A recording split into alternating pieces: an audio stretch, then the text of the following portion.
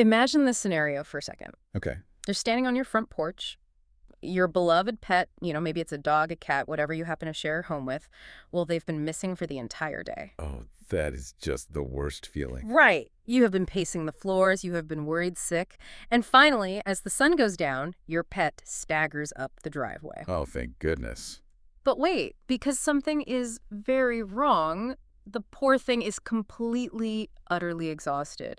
We are talking chest heaving, legs shaking, and its eyes are just intensely bloodshot. It looks like it has just survived an absolute war zone. Wow. Yeah. I mean, it's a genuinely horrifying image to even consider. It is. And your very first instinct is to rush over and comfort them, right? To get them inside and safe. But then, as you run down the steps, you notice something else. Tied around your exhausted, panting pet's neck is this massive, heavy sack. And it is filled to the brim with a literal fortune in gold coin. Oh, wow. I mean, that immediately forces this impossible tension on you. Do you, celebrate this sudden life-changing wealth that has just been dropped at your feet? Yeah. Or do you mourn the obvious, agonizing suffering that your companion had to endure to get it? Would you even care about the gold if it meant your best friend was broken in the process?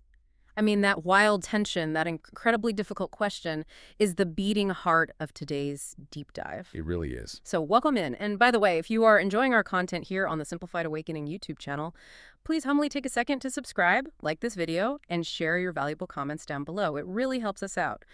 But today, our mission is an exclusive exploration of the Kanha Jataka. Also known as story number 29. Right, from the ancient Buddhist Jataka tales. We are looking at a 2,000-year-old text to explore what happens when an animal pushes itself to the absolute brink. Not for survival, not for dominance, but purely for love. Yeah, and for anyone jumping into this specific text with us for the first time, I mean, the Jataka tales are this massive, culturally foundational collection of Buddhist folklore. Yeah. They're essentially the origin stories of the Buddha. They detail his previous incarnations over, countless lifetimes before he attained ultimate enlightenment, back when he was known as the Bodhisattva.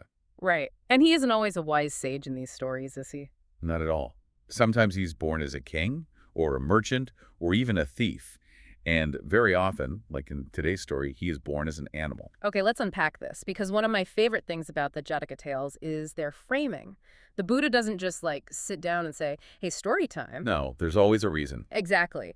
There is always a highly specific, dramatic incident happening in his present life that triggers him to recall a specific past life. So what is the catalyst for this particular tale? Well, the setup for this is actually incredibly cinematic. The story is originally told by the master, the Buddha, at Jetavana, and the timing here is absolutely crucial. Okay, set the scene. He tells this story on the day of the Great Pavarana Festival, which is a massive, joyous gathering that marks the end of the rainy season retreat for the monks. But more importantly, he tells it mere moments after performing what is known in the texts as the double miracle. I want to spend a second on this double miracle because when you read the source material, the visual is staggering. It's wild. It's not a subtle trick. He literally levitates into the air and emits fire from the top half of his body and torrents of water from the bottom half simultaneously. It is just this raw display of cosmic power. And he didn't do it just to show off, Yeah. The historical context here is a high-stakes philosophical rivalry. Right. In the ancient world, spiritual leaders heavily competed for royal patronage and followers. And the Buddha's main rivals were this group known as the Six Teachers. Yeah, and they were these ascetics who talked a massive game. They had essentially staked their entire political and spiritual reputations on a public promise. They claimed they were going to perform these grand, world-shaking miracles to prove that they were the true enlightened ones. But when the time actually came to put up or shut up, they completely folded. Spectacularly. I mean, they delivered absolutely nothing. The pressure was so intense and their bluff was called so thoroughly that they actually fled in humiliation. Wow. So the Buddha steps up, performs the double miracle, and permanently settles the debate. He proves his unmatched spiritual supremacy while his rivals just scatter. Which leads directly into the trigger for our story. So the festival is happening, and his followers, the brethren, are gathered in the Hall of Truth, and they are buzzing. Oh, absolutely. They're openly marveling at what they just witnessed, praising the Buddha's peerless, unmatched nature, and laughing at how the Six Teachers couldn't even stand their ground. And that is exactly when the Buddha overhears them. He walks into the hall, asks what they're discussing, and when they recount their awe at his unmatched power, he just flips their entire perspective. Oh, I love this part. He tells them, essentially, you think I am unmatched now in this state of cosmic enlightenment? Even in my past lives, before I had any of this magic, back when I was born as a mere animal covered in mud, my strength and my character were completely unmatched. He grounds this high-minded cosmic praise right into the dirt. And to prove his point, he transports the monks out of that grand hall of truth and winds the clock way back to the ancient kingdom of Benares during the reign of King Brahmadatta. Right. And he reveals that in this particular past life, the Bodhisattva was born into the world as a bull. But he doesn't enter the narrative as this massive, mythic creature, you know. He starts out as a very vulnerable, tiny black calf belonging to a group of weary travelers. And the inciting incident of his life is just so wonderfully mundane. I was expecting a prophecy or something, but it's literally just a lodging bill. Yeah, The calf's original owners have been renting a room with an old woman in a rural village. And when it comes time for them to pack up and leave, they don't have the cash to settle their reckoning. right. So in this barter economy, they just hand over this little jet black calf as payment for their rent. It grounds the entire myth in a relatable, everyday reality. But what happens next is what sets the psychological baseline for the rest of the narrative. This old woman, she doesn't look at the calf and see livestock. No, not at all. She doesn't see future meat or a beast of burden to be whipped into the fields. The text specifically notes that she takes him in and rears him like her very own child. Yeah, she feeds him rice, gruel, rice, and good cheer. I love that phrase. That detail from the translation, good cheer, really struck me too. She is talking to him, petting him, creating a deeply warm, loving home. And because of this constant maternal affection, the village affectionately names him Granny's Blacky. Granny's Blacky. And he grows up to be a physical marvel. He becomes this absolutely stunning, massive, jet black bull. But his demeanor is entirely shaped by that rice gruel and good cheer. He is incredibly gentle. Right, he ranges freely with the other village cattle. And the local urchins, you know, the village children, they treat him like a playground. A literal jungle gym. They run up to this literal beast, they catch hold of his horns, they pull on his ears and his dewlaps to climb up and ride on his back. They pull his tail in play, and he never once gets aggressive. Okay, I have to jump in here and push back on this a little bit. When I was reading this part of the source text, it sounded like a highly idealized petting zoo. It does sound that much. Right. You have a toddler's pulling a massive bull's tail and swinging from his horns. Is this just a cute, simplistic fable about a gentle giant? Because the Buddha just finished telling the monks that he was going to demonstrate his unmatched strength. This doesn't sound like unmatched strength. It sounds like a very tolerant, domesticated pet. Well, if we connect this to the bigger picture, it does sound idyllic, almost to the point of being naive. But the text is doing some incredibly heavy lifting here beneath the surface. This peaceful, soft upbringing isn't just a cute detail. It is the critical foundation of the entire narrative. Okay, how so? Granny's Blacky isn't the beast who's been broken by a whip. He is a child who has been nurtured by a community.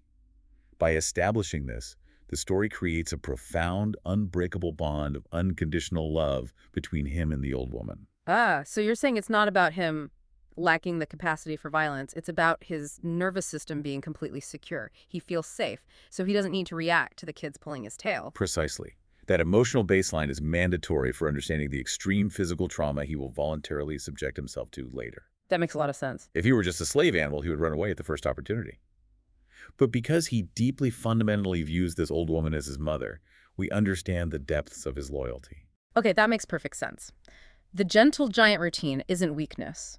It's a symptom of a loved existence. But that idyllic childhood of rice gruel and village games couldn't last.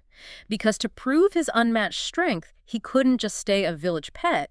He had to face an impossible test. And that test arrives suddenly, shattering the peace of the village entirely. Oh, yeah. One day, the village children are out playing, and they see Granny's Blacky returning from a distance. Okay. But he is completely, terrifyingly transformed. The shift in the text here is jarring. The kids run up to play with him, expecting to grab his horns and jump on his back like they always do, but he doesn't let them near him. No. Instead, he fiercely charges at them from afar, scattering the children and making them run away in fear. He isn't playing anymore. And when you look at his physical description in the text, you understand why. He is described as being utterly fagged out. Fagged out, yeah. His muscles are trembling, he is deeply, dangerously exhausted, and his eyes are intensely bloodshot. But then, here's where it gets really interesting. The villagers and the old woman spot a detail that completely reframes the horror of his condition. Tied around the neck of this exhausted, aggressive, trembling bull is a heavy sack containing 1,000 pieces of money. 1,000 pieces. A massive, unimaginable fortune for a rural old woman. And the mystery of how a village bull ends up wearing a king's ransom is solved a few moments later, when a group of frantic herdsmen come running into the village to report to the old woman. They tell her the story of what just occurred at the river crossing. Right. So the herdsmen explain that a massive merchant caravan had come through the region. And I want to pause on the scale of this because the text specifies it was 500 wagons. Our modern brains just gloss over that number. But logistically, in ancient Benares, what does a 500-wagon caravan actually look like? Oh, we are talking about an enormous, incredibly heavy supply chain. These aren't lightweight modern vehicles. These are heavy, solid wood, ox-drawn carts laden with serious trade goods. Metals, textiles, spices. Heavy stuff. Exactly. A caravan of 500 wagons means hundreds of merchants, drivers, and draft animals, all relying entirely on momentum. It is a massive economic enterprise. And that momentum just died at the river. The herdsmen tell the old woman that the merchants hit a terrible stretch of road. The mud at the river crossing was so deep and the terrain so bad that the entire massive caravan got hopelessly stuck. They couldn't move. The regular draft animals couldn't budge them. The merchants were losing time, losing money, and growing completely desperate. They needed an animal of unparalleled freakish strength to break the deadlock. And they happened to spot Granny's Blacky ranging nearby.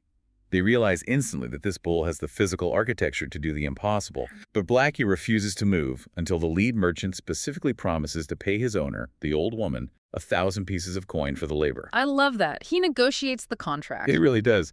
And once the terms are set, Blacky gets to work.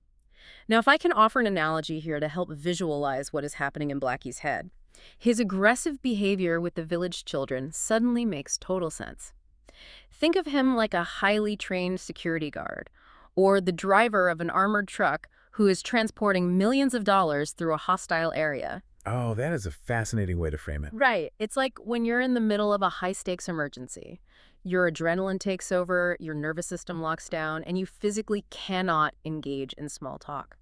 Blacky isn't suddenly angry at the kids. His entire physiology is locked on to delivering this payload. Yeah, he's in mission mode. Exactly. He has just secured a life-changing payday for his mother, the woman who raised him. He is carrying a fortune around his neck, and he is fiercely protecting it until he can safely deposit it directly into her hands. He simply does not have the bandwidth for games. That is exactly the psychology at play, and it brings us right back to the Buddha's original point to his disciples in the Hall of Truth. The Buddha later summarizes this massive physical feat with a specific verse. What does he say? He says, with heavy loads to carry, with bad roads, they harness Blacky. He soon draws the load. It's a very understated verse for such an insane achievement. It is, but it perfectly illustrates the claim he was making against the 6 teachers. The 6 teachers promised magic and ran away. The Buddha, even as a muddy, exhausted animal, faced 500 stuck wagons. And he didn't just help pull them. The text implies his strength was the singular force that drew the entire load out of the riverbed. Unbelievable. To drag that much weight through that much mud is a feat of supernatural endurance. His determination and ability to bear the heaviest yokes were completely unmatched. It is an incredible image of physical grit, but what shocked me as I was reading this is that the true climax of the story isn't the physical feat, it isn't the 500 wagons, and it isn't even the massive fortune tied around his neck. No, it's not. The real climax, the moment that elevates this from a simple fable to a Blinkist-level insight, is how the old woman reacts when her beloved child returns to her broken, exhausted, but incredibly wealthy. When the old woman sees Blacky, she immediately sees the 1,000 pieces of gold. But her reaction defies every expectation you might have for an impoverished villager in an ancient story. Instead of celebrating the wealth, she is immediately horrified. She is entirely consumed by the physical toll it took on him.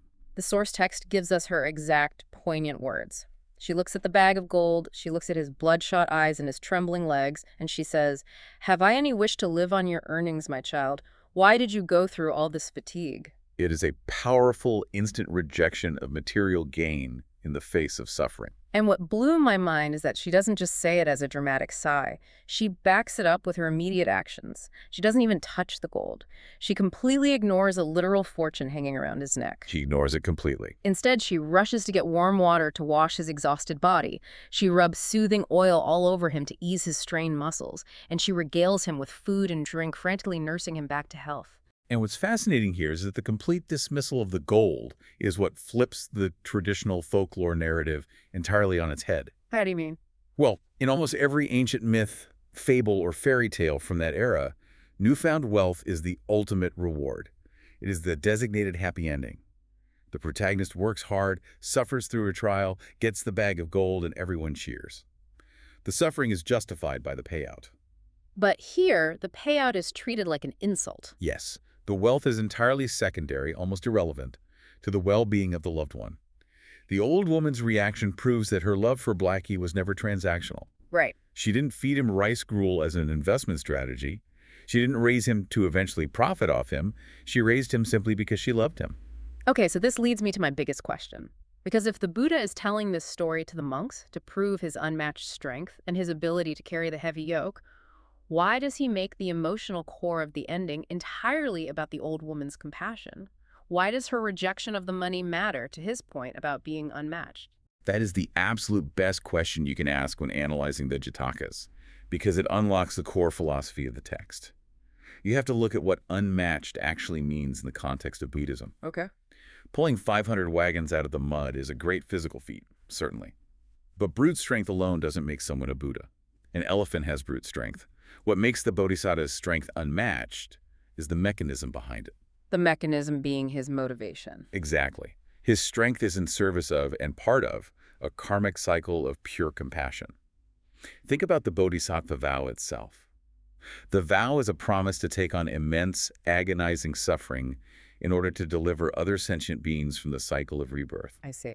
When Blacky wades into the mud to pull out those massive carts, taking on the suffering of the merchants and earning a better life for his mother, it is a direct physical metaphor.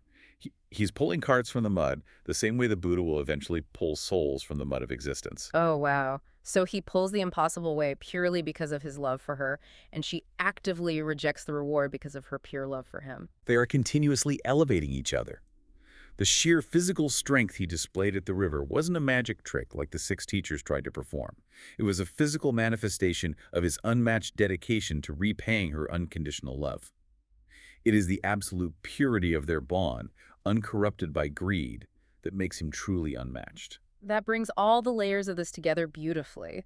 And, as is the formula in the Jataka tales, the Buddha concludes his sermon by identifying the past births of the characters to the monks in the hall.